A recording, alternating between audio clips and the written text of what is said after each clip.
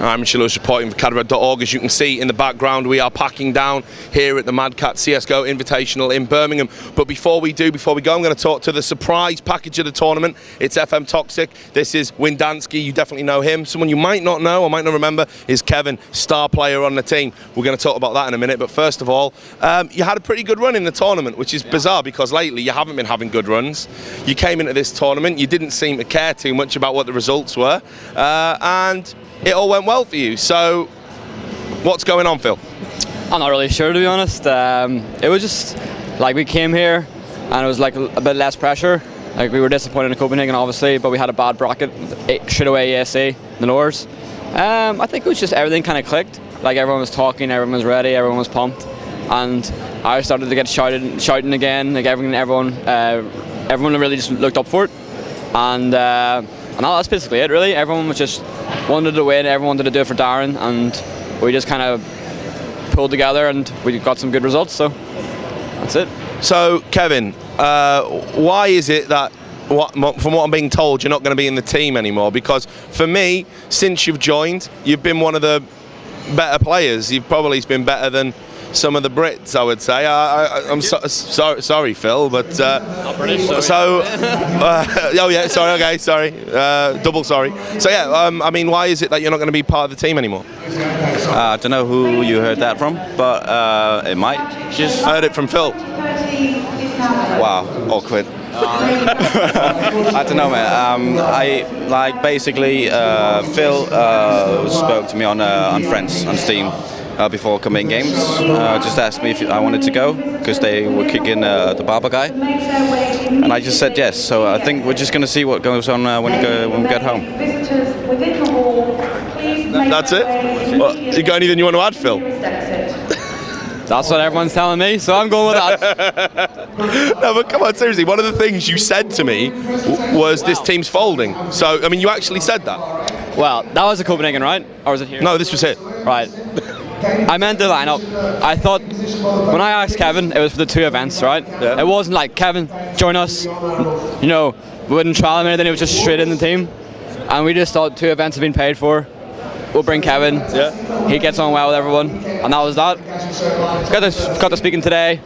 Might be a bit more than that. He might actually be sticking around, which would be great for us. We would love to play with Kevin, like experience. And if you watched him today, it was awesome. He was. Yeah, he actually was. Surprised him with like 12 hours in CS:GO. So, I mean, yeah. I mean, if we'll talk about it online again, probably some beers tonight and see how it goes.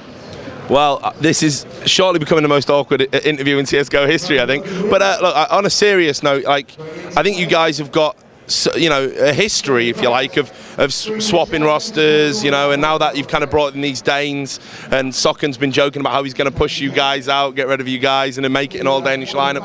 I mean, clearly what you've proven is this lineup can work. Yeah. I mean, from inside the camp, how does it feel? It feels really good, to be honest, like really good. And when Weber and said left and whatnot, we were like, oh, how are we gonna fill like two awesome UK players, like from the UK scene? Like, how are we gonna get two new UK players? And like Socken and SMF have got so much experience, and I think it just took them a little bit while to get into the team. Like I-Series, first LAN, Copenhagen, big international event, and it was just like it was going to take a bit of time, English and whatnot. And I think now, like they've got it. They know it's like Kevin, like he spoke with the English teams before, so he knows how it is. And I think just the way we play and the way we talk and the way we act and things, they took a bit of time to get used to. And I think now, like, it's like a solid 5, feels like a good 5. So I think in future events, I think we'll do a lot better, and I think we'll be maybe like top 15, top 10. And I like to hope so, because we have the talent, we have the experience, we have a good blend as well. That's the thing, like a perfect lineup. If you say that, like we got the caller, we've got the two mad fraggers, we've got the support player, with the upper. That's what we've got right now, and we'd love to stay like that. And it's hard to get all that. So. Well, what about you? I mean, you've been out of the game for a while. You've come back.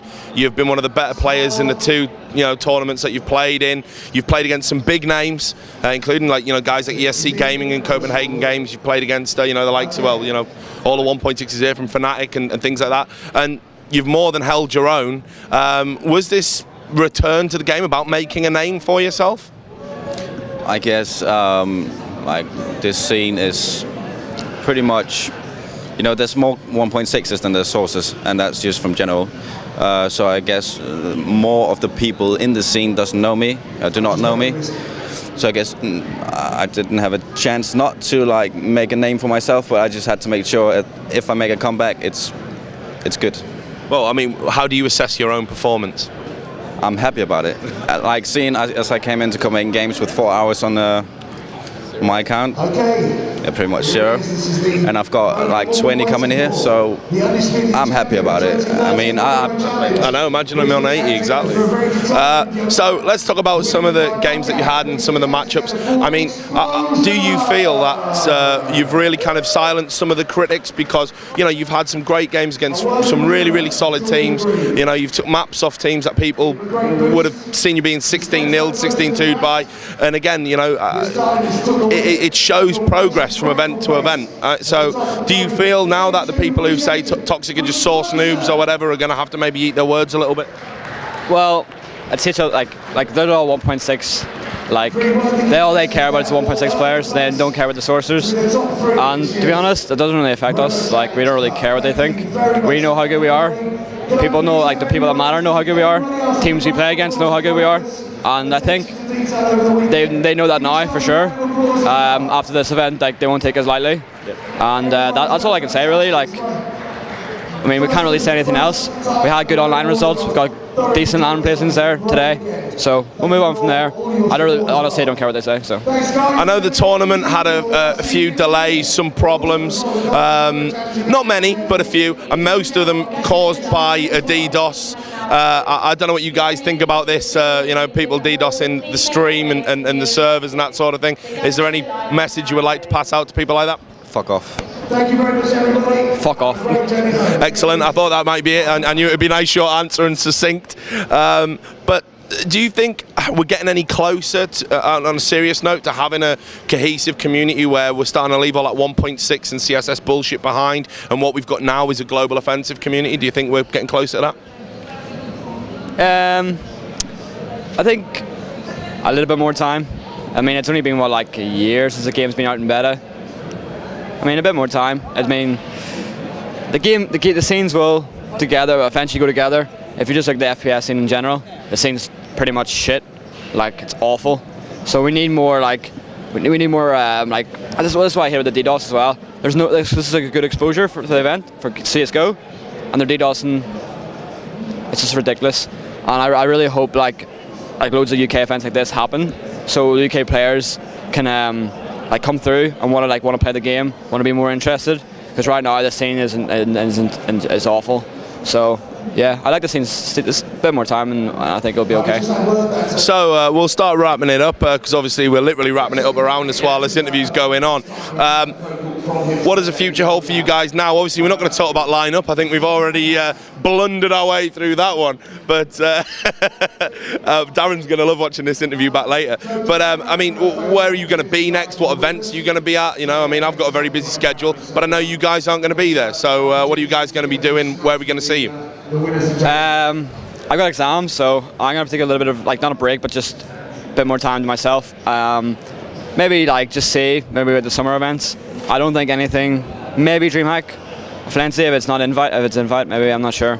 And that would be the only one I think that I know of. Honestly, I haven't seen many lands coming up. Definitely not the Paris one, 100% not that one. And probably the next I-Series, that would be it. So I'll let you have the final word, Mr. Star Player. Are you in CSGO for good now? I mean, is this a proper return? No matter what happens with this lineup, are we going to still get to see Kevin? I don't know. Maybe. Just maybe. Am I paying enough? It might come to that. But look, it's great to have you back. I haven't had a proper kind of interview like this since back when you were in TCM or some shit, man. It's a long time. Epsilon, there you go. Fuck yeah. So, and to you, Phil, always a pleasure to talk to you and getting your thoughts. Thank you. And to all the people out there, do stay tuned to the website. We're going to have more interviews like this one where we're going to be ratting out future transfers before they happen, before the players even know, right at cadred.org. So do stay tuned.